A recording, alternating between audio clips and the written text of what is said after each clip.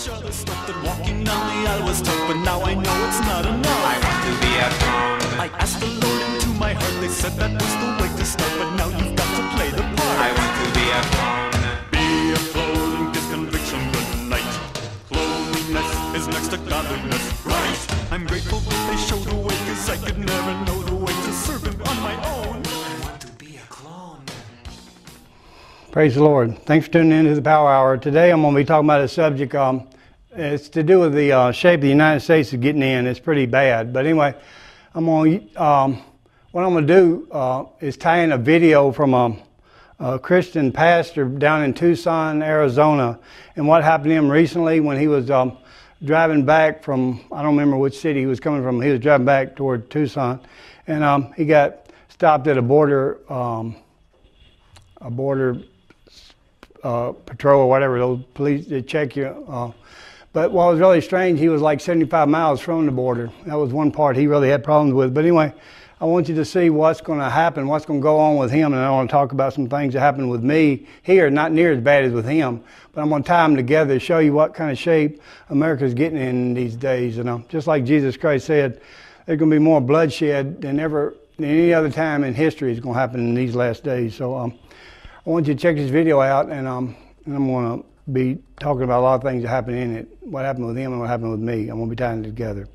Okay, here it is. This is Stephen Anderson, pastor of Faith Forward Baptist Church. I just wanted to record this video while everything's still fresh in my mind to tell the story about what happened to me last night. I was driving back from San Diego to Phoenix. Today is Wednesday the 15th. This was yesterday on the 14th. I'm driving back from San Diego to Phoenix, and I go through a Border Patrol suspicionless internal checkpoint. This is about maybe 75 miles east of Yuma on Interstate 8, somewhere around there. And I get stopped at the checkpoint, and they start asking me questions. I refused to answer the questions. They wanted to search my vehicle. I didn't allow them to search my vehicle because of my Fourth Amendment rights not to be searched without a warrant. And they referred me over to secondary inspection area. I said, no, I'd like to go on my way. I would like to go home. And they insisted I went to secondary. Well, then they bring a dog over and they say, well, the dog alerted us that there are drugs or a human being in your trunk. He's trained to do that. And so now we have probable cause to inspect you. Now, the dog didn't bark. The dog didn't make a sound. And I asked them to tell me, well, what did the dog do to tell you that? Because the dog just walked over, sniffed, and pretty much walked away. And I asked them to bring the dog over a second time and show me. They refused to do it. I never saw the dog again. So I sat there for over an hour just waiting for them to let me go. They just held me there. They wouldn't let me go anywhere. Well, after a little over an hour, the DPS showed up. The Department of Public Safety, which is basically like the Highway Patrol of Arizona, shows up and says that I'm under arrest because they had probable cause to search my car, and I'm refusing to get out of the car and let them search the car. Well, I told the DPS officer, I said, look, the dog didn't do anything. I said, ask them to bring the dog out and show you, because I said the dog did not detect anything. I said there's nothing in the trunk except tools. Well, the DPS officer asked the Border Patrol if they would get the dog out, and they told him no. So basically they told me, well, you're coming out of this car one way or the other, and we're going to search this car whether you like it or not. And so a gentleman from the DPS walked over to the passenger side of the vehicle, and he got out a hammer and some other device, and he was kind of tapping on the window for a couple minutes, like as if he were, getting ready to break the window. And he was on the passenger side. I'm all the way over on the driver's side. Well, they told me, cover your eyes because there's going to be glass when we break this window in. So I put my hands over my face like this, and I leaned forward to cover my eyes.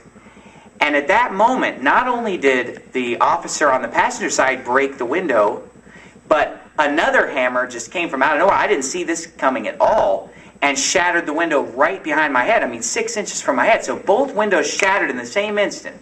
I'm like this with my face in my hands, and at that moment, I'm shot by tasers. So I'm in excruciating pain. I couldn't even control my body anymore because when you're hit with these tasers, you're paralyzed. And so I couldn't even, my hand came down from my face. I was trying to put my hand back in front of my face. I couldn't even control my arm. I'm screaming in pain. I'm shot with another taser.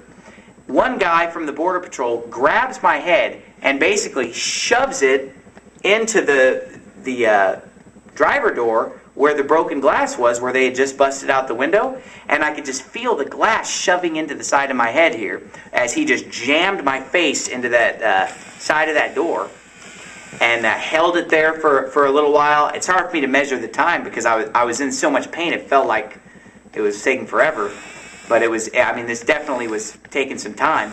Then they grabbed me, threw me on the ground. Another officer stepped on my head. I mean, it felt like his full body weight, and basically was just driving my face down into more broken glass asphalt, which is what all these cuts are from on my head. And he's got his foot on my head. I'm shot by more tasers again. Keep in mind, I had my hands like this over my face. I haven't resisted at all. I'm crying out for mercy. And they're just torturing me with these tasers again and again. And they're stepping on my head. They're shoving my face in broken glass for no reason. I wasn't resisting them. I wasn't fighting back. I was just limp, just begging for mercy. So then finally I decided maybe I should just be silent. Maybe they don't want me to cry out. So then I was just silent and still just tormenting me. So finally they stopped tasing me. They pick me up onto my feet. They take me into the trailer of the Border Patrol there. And when I walked in, I could see all their tons of screens showing all the different cameras. So, I mean, this is on tape from a whole bunch of different footages by the Border Patrol. They said, you know, they put my hands behind my back. They handcuffed me. And blood was on my face. I saw my reflection for a moment, and there was literally not 1 square centimeter of my face that was not covered in blood. I mean, my face was just solid blood. I looked like a monster. And so I'm sitting there in the chair with my hands handcuffed behind my back. The Border Patrol agents come in. They were laughing at me. Let me give you their names. One of them, his first initial is C, last name Diaz. Comes in, mocks me, laughs at me, reviles me. Another one, B. Griffiths was another one. Another agent that was standing in there at this time, Agent E. Gomez. And so these men are laughing at me, razzing me, while blood is dripping from my face. I'm just sitting there, you know, helpless. I've been beaten horribly. And so anyway, the DPS comes in, they read me my rights. Pardon? Didn't they tell you that if you just answered the question? Oh yeah, and then C. Diaz told me, well, if you would have just answered the question, we would have let you go. And I said, wait a minute. I said, I thought that it was because the dog detected drugs or a human being in my car. I said, I just caught you in a lie. I hope these cameras have sound. And so that was C. Diaz that told me that. So anyway, the DPS agent comes in. He read me my rights. I have the right to remain silent and so forth. They take me. They throw me in the back of the squad car. They drove me about 70 miles away from where I was going home. They drove me all the way back to Yuma. They took me to an urgent care center. For some reason, he didn't want me to go in there and get treated. I begged him to let me use the bathroom because I really had to go to the bathroom. I hadn't been in hours, and I drank a bunch of water, and I had to go really bad. I told him, I said, you know, I'm in pain. I have to go so bad. He said, no, just wait, just wait. You know, he gets out, he chats with another guy from DPS and kind of tells him the story while I'm waiting. And then finally he tells me, oh, it's just 5 minutes to the emergency room. You know, I'm holding the bathroom. He takes me over to the emergency room. Finally, you know, eventually I get in there. I use a bathroom. They put 11 stitches in my head. And, you know, they cleaned out the glass. They cleaned me. And it took... Now, you're probably thinking right now, why haven't I cleaned off my face? This is after my face has been cleaned. They cleaned my face for about an hour and said, hey, this is the best we can get it. This is the best we can clean it. So I got 11 stitches. You can see the damage now that it's all cleaned up. Before, I just had a mask of blood on my face. They took me from the emergency room to the county jail. They, you know, I was basically, you know, checked into the jail, spent the night in jail. I'm in a cell. I don't know what's happening. I don't know when I'm going to see a court. I figured it'd be within 24 hours. So then they basically pulled me out, and court was basically just a lady telling me that I have to show up on Friday at 10 a.m.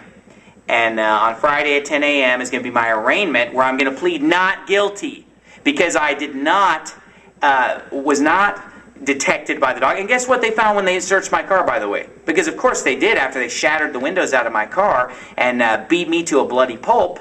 Then they did search my car, and guess what they found? Nothing. Because all I had was tools. I didn't have any drugs. I didn't have a human being in my car. And so wake up, America. Why is this happening in the United States of America? Praise God. Anyway, I want to share a few thoughts with you now based on what he was telling you and some things that happened with me. I shared a little bit a while back, but I'm going to go a little bit deeper into showing you as far as our constitutional rights, they're being shattered to pieces. You know, like I tell people like Barack Obama, he's trying to break America's back. Barack Obama, he's dropping the bomb on us. He's trying to destroy this country.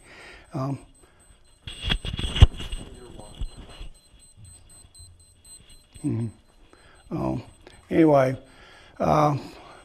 praise God. So I said, so I want to share something with you that's what he talks about in this. It's WorldNet Daily. You can check it out on the web. It's a big news organization. They interviewed. I'm gonna give you listen to both sides. They interviewed the Border Patrol, and they also interviewed him. They asked both of them questions as far as what happened that day. And anyway, and what they said in the article, it says this incident earlier this week highlights what's happening right now, the tension between the constitutional right people and of using border security got even more say-so, not by the Constitution, by the so-called law system, which is in disagreement with the Constitution, and which can't be legally in America. And so the Border Patrol has more power, so-called, than the police do, and that's off the wall. But anyway, so he talks about that, and he covers it. Then the Supreme Court came out with, 2 weeks ago, came out with another order showing that they could not do what they did. Legally, they could not do it, okay? So he's going to fight in court. I guess I'm going to wait and see what happens with him. But I told you our rights are being taken from us continually, daily almost, and so I don't really expect a lot of good to come out of it, to tell you the truth, even though he's the one that's in the right and they're in the wrong. I don't know if they'll get anything. And now the reason I'm going to show you that is what happened with me. I told you a little bit of the story a while back, but I mean, because of this, my van and all the bumper stickers on it and stuff like that, I deal with abortion. At times I deal with homosexuality. I deal with all kinds of different subjects on my van. Well, a lot of cops, you know, people say, I support the Boise Police. I said, well, I don't support the Boise Police or any other police that's operating against the Constitution. I don't support any of them. A policeman is like anybody else. I don't care what you are. There's good doctors and bad doctors. There's good policemen, there's bad policemen. I mean, anybody uses a little bit of common sense, you know you got some sloppy ones out there and you got some good ones out there. You don't say I support all the Boise Police, because you shouldn't.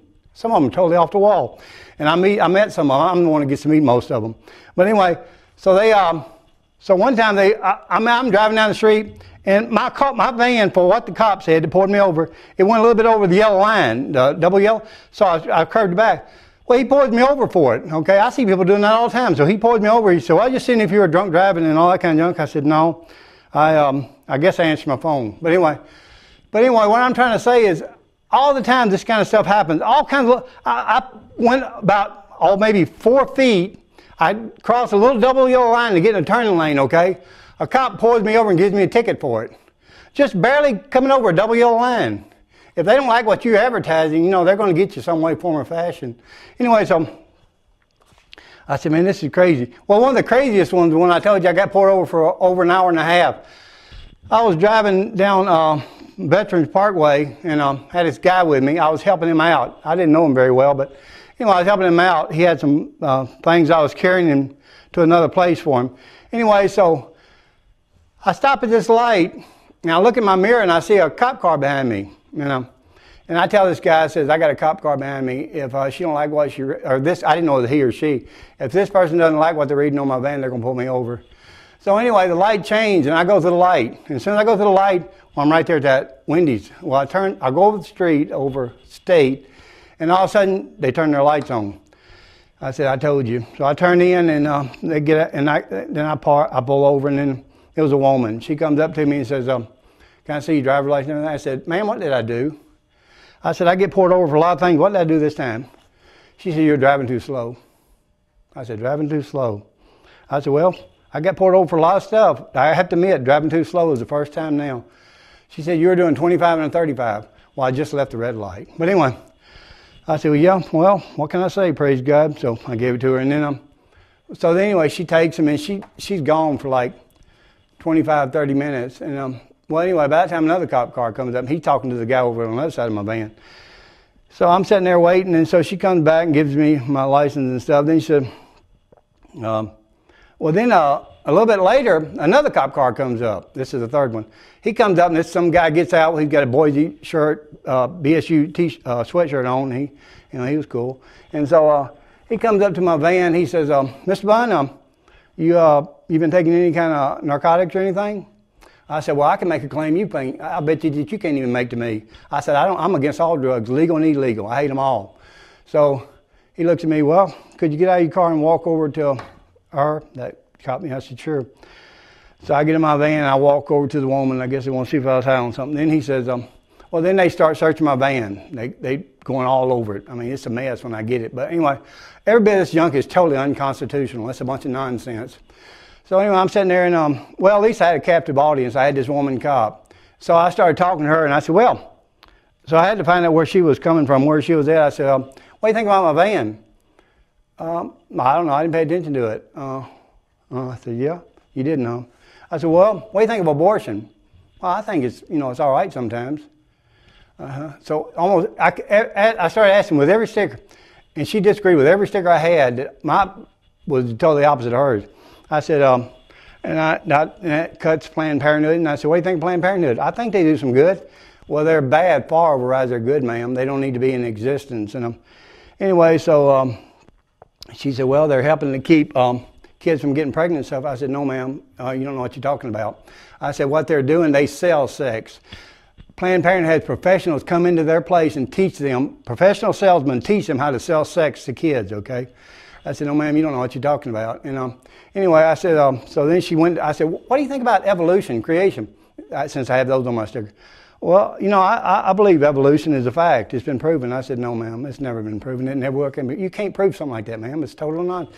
So I started going into that. At least I had a captive audience for over an hour and something. So I just keep sharing truth with her. And so anyway, while they're tearing my van apart and looking everywhere they can find something. And so anyway, I just sat there and finally, like I said, it was over, I don't know exactly the time, but it was over an hour and a half, close to 2 hours later. This guy comes back. Well, they took the guy that was with me. They took him to jail for something about some girlfriend of his that was selling drugs. I don't know the whole story. But anyway, I didn't know the guy very good.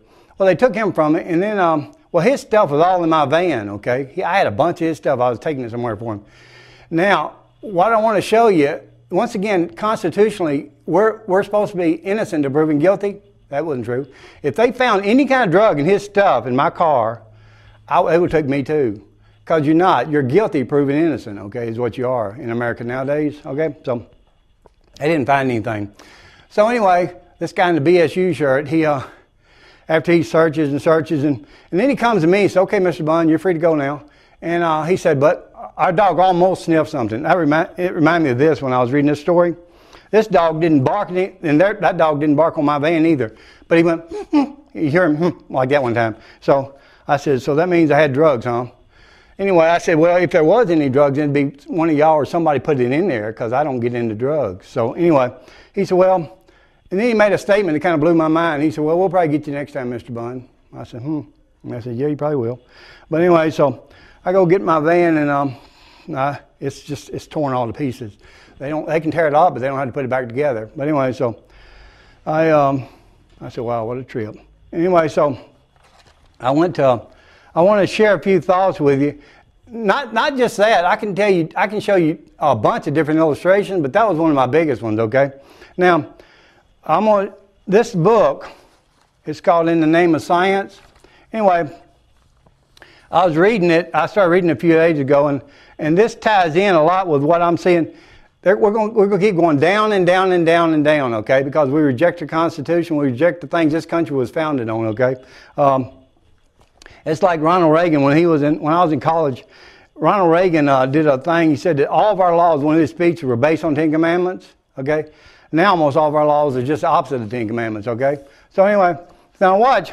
it says, when I was reading this, my eyes started watering. It really, when I see people do this kind of stuff to kids, it hurts me a lot.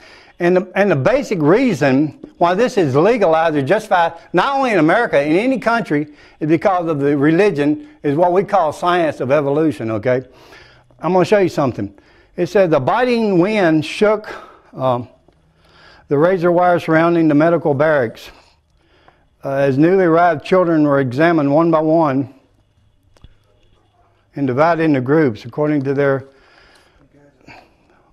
experience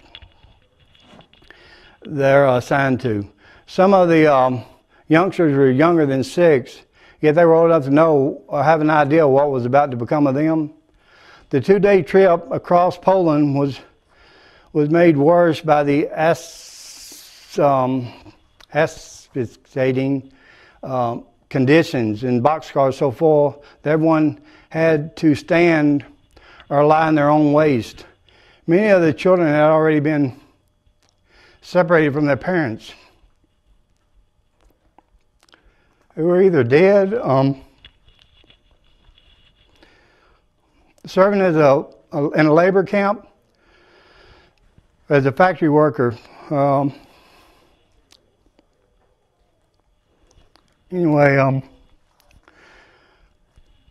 Place for common concentration. The old eyes of the doctors were looking at their bodies and their heads and their torsos and their eyes and all of their limbs, and they'd put them in different groups where they think they should go, and they'd put these in this group and put these in another group, and deciding on what they see in these. And they figured that after they studied them a little while, they figured these were good guinea pigs, and they would the body parts would last for several weeks. That's what they do. In Hitler's Germany, they're doing it all over. They're doing it today in America. You can get on the web, you can find all these places where they're selling body parts to aborted babies.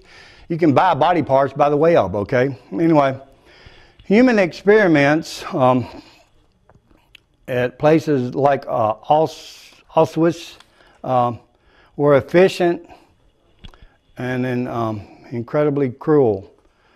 Anyway, they keep... and it talks about all these experiments they did on people, okay? Vivisection. They're talking about all this vivisection they were doing on these people.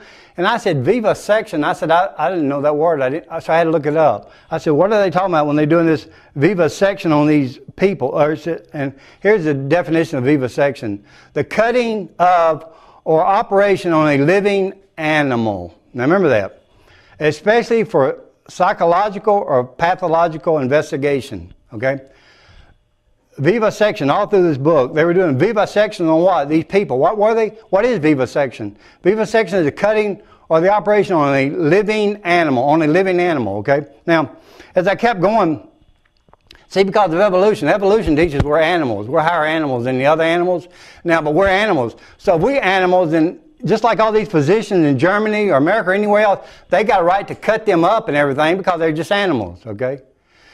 Now, that's what evolution teaches. So if you're just an animal, if you can experiment on a monkey or a rat or whatever, how come you can't experiment on a human for the same reason? You can if you believe in evolution. It's totally all right. It's cool. You should do it. Okay, so vivisection is working on living animals, and that's what we are to them, okay? So anyway, so they're cutting all these. Now, not only are they cutting these kids up, whether they want their eyeballs or they want their kidney, whatever they want, they cut them up without any anesthesia. They're just cutting them open, ripping them open. You can imagine these kids screaming and all this kind of junk when they're doing it.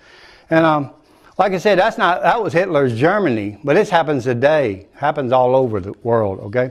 The Japanese were big in it during Hitler's time, too. They were doing the same kind of stuff.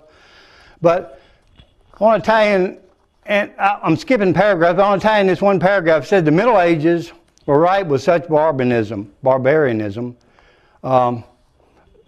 My eyes are kind of wet. But anyway, I can't... Sometimes human operations were simply a part of life, okay?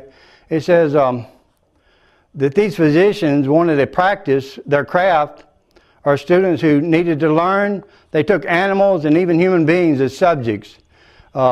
Pioneers, heretics. Now remember, remember what I told y'all about the Middle Ages?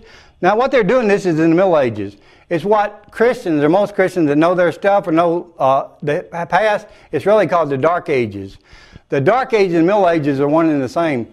It's when the Roman Catholic Church had control of most of the known world, and they would kill anybody. So these heretics, if you study their literature, a heretic here in the Middle Ages is a Christian that wouldn't deny Jesus Christ and go into the only one true holy church, the Roman Catholic Church. That's what a heretic is, okay? So they'd take these prisoners and heretics and others and do all kinds of body work on them, cutting them up and all this kind of stuff. See what parts they needed and it did help them. And they're even saying that today when Barack Obama, poor fool. But anyway, when he got in office, one of the first things he did was do that stem cell research, okay, which none other than would pass. He passed it. He thought that was cool. It showed, when I was watching his inauguration on TV, it showed Planned Parenthood, it showed all these homosexuals, and I told you before, no homosexual march was ever allowed at a presidential election, inauguration until this one, okay? This guy's totally off the wall. He's about it. I thought there wouldn't be anybody worse than Hillary, but I said, where'd this guy come from? And when I started reading about all his beliefs and all he was going to do, I said, there actually is somebody worse than Hillary, you know? Anyway, so we got him, and which I don't believe we voted him in, but that's another subject. But anyway, so it says in the Review of Medicine in Chile, Cruz Cole says there was no cruelty in performing vivisection on criminals, since useful knowledge for the progress of medicine and relief of diseases was obtained, okay? In other words, what he's saying, hey, look, people, it doesn't matter what we do to these things because all they are is higher animals. It doesn't matter if we cut them up or it doesn't matter if they scream or holler and all this kind of stuff. None of that matters. We're learning for the progress of mankind, okay? We're learning, and they did. They learned a lot of things as far as curing people and helping people and all this kind of junk. They learned it. They learned a lot from all these human guinea pigs, okay? But what I'm trying to say, they're going to pay the price, okay? I mean, man, when you look at a man or woman as an animal, is what evolution teaches, then what's the purpose?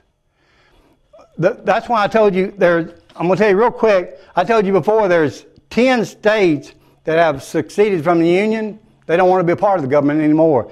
There's 14, 12, 13 more. But anyway, Washington, New Hampshire, Arizona, Montana, Michigan, Missouri, Oklahoma, California, and Georgia are the ones that's already gone. They succeeded. Then there's Colorado, Hawaii, Pennsylvania, Montana, Arkansas, Idaho, Indiana, Alaska, Kansas, Alabama, Nevada, Maine, and Illinois are the ones that's talking about doing it right now, coming out. See, they're getting sick and tired. It took them a long time. It's good that a lot of them are waking up to the fact. They're saying this country is going to what we call hell in a handbasket.